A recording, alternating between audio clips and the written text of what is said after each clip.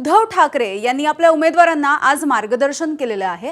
लढाई मुघलांच्या बरोबर झाली तशीच लढाई ही आपली मुंबई महानगरपालिकेची आहे अशा शब्दांमध्ये त्यांनी हे मार्गदर्शन केलंय।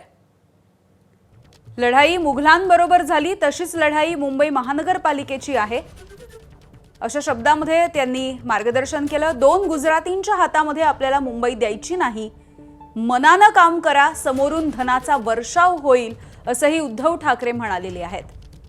त्यामुळे आगामी मुंबई महानगरपालिकेच्या दृष्टीने आपण बघतोय दोन्ही ठाकरे एकत्र आलेले आहेत। अगदी काही वेळापूर्वी आदित्य ठाकरे, अमित ठाकरे यांनी मार्गदर्शन देखील केलं आणि उद्धव ठाकरे यांनी देखील आपल्या उमेदवारांना, आपल्या कार्यकर्त्यांना मार्गदर्शन करत असताना आता विजयाचा एल्गार केलेला आहे।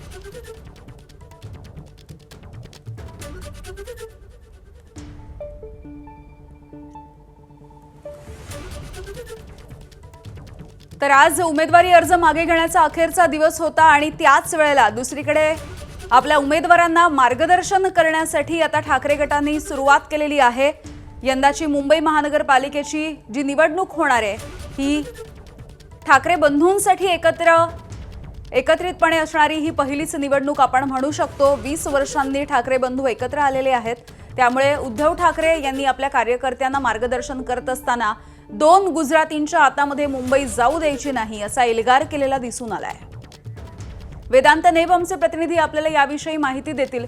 वेदांत, आता मार्गदर्शनाची सत्र काहीशी सुरू झालेली आहेत। अगदी काही वेळापूर्वी आदित्य ठाकरे, अमित ठाकरे आणि त्यांच्यासोबतच आता उद्धव ठाकरे यांनी देखील आपल्या कार्यकर्त्यांना संबोधित केलंय, उमेदवारांना मार्गदर्शन केलं जात आहे।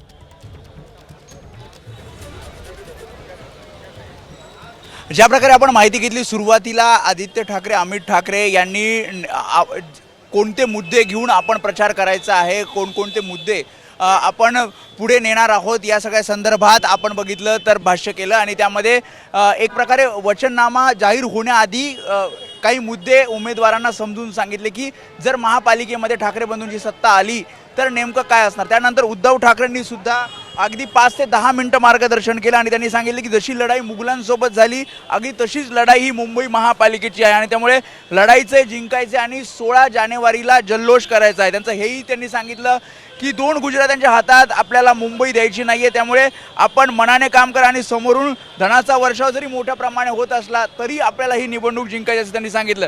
एकही जागा अनुसूचितच्या हाती द्यायची नाही आणि त्यामुळे सर्वजण तुम्ही निवडून आले पाहिजे तशा प्रकारचं मार्गदर्शन उद्धव ठाकरे यांनी केलेलं आहे आणि एक प्रकारे एक दिशा, प्रचाराची दिशा असेल किंवा मग नेमकं ही निवडणूक लढायची कशी असं उद्धव ठाकरे त्यासोबतच आदित्य ठाकरे आणि अमित ठाकरे यांनी आजच्या या एक अर्थाने वर्कशॉपमध्ये सांगितलंय।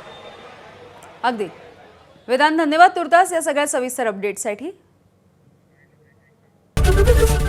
एबीपी माझा, उघडा डोळे बघा नीट।